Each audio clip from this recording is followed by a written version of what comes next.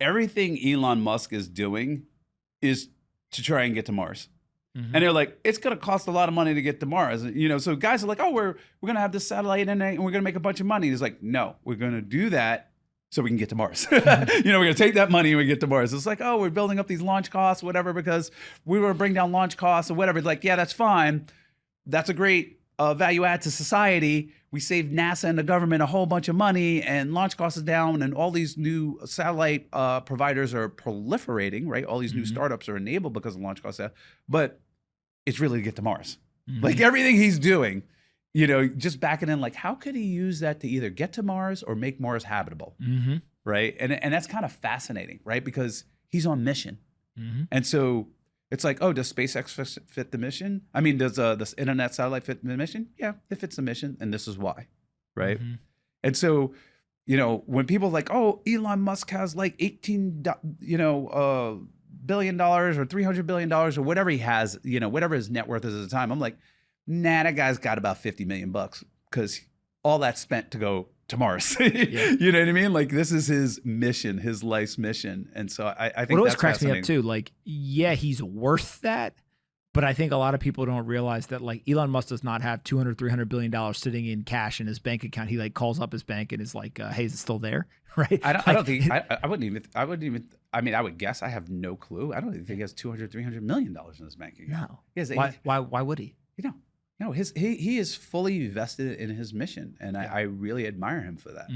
Really admire him for that. I also think that when you have the ambition he has, but also the capabilities he has, when you see lots of cash, he can quickly tie, if I have access to cash, here's a thing I could build. Yeah. Right. And so, like, it's like kind of, if you were to say to yourself, there's a lot of firewood.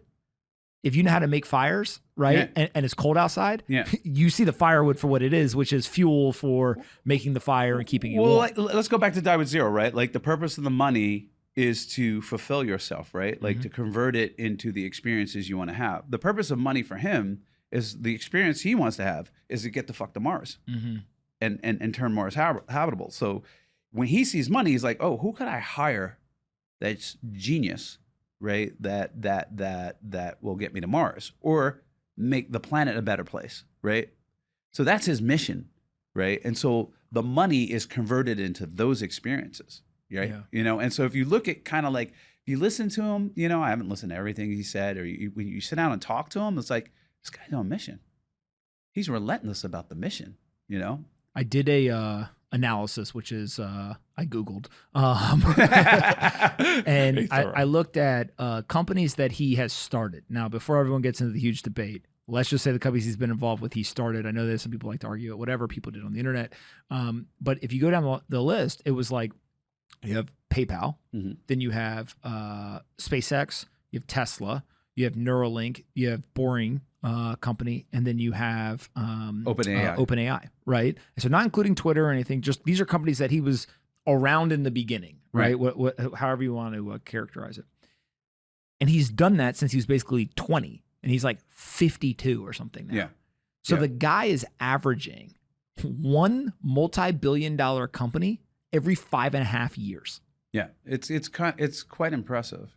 I mean, I don't know if there's another person in the history who has been able to accomplish something like that. No, not at the level. Maybe an investor has like invested in stuff like the John Rockefellers. Maybe they had a lot of companies.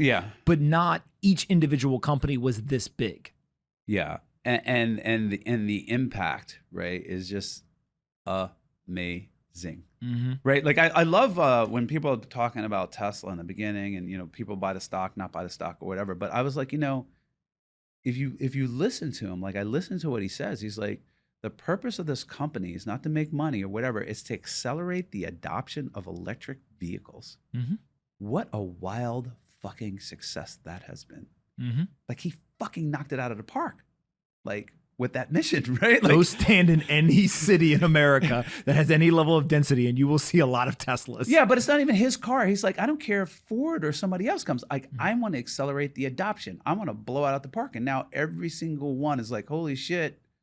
Governments, everybody is like, this was a pipe dream, and they poo-pooed him Ford and GM CEOs were talking shit about Tesla. Mhm. I remember like they scoffed at this guy, and it's like He he's did like it's just amazing the impact he's had. Whether you agree on the impact or not, right? Yeah. Like people like electric cars are the devil and cobalt and whatever. It's just fucking amazing the Yeah. impact he's had on the world with respect to electric vehicles.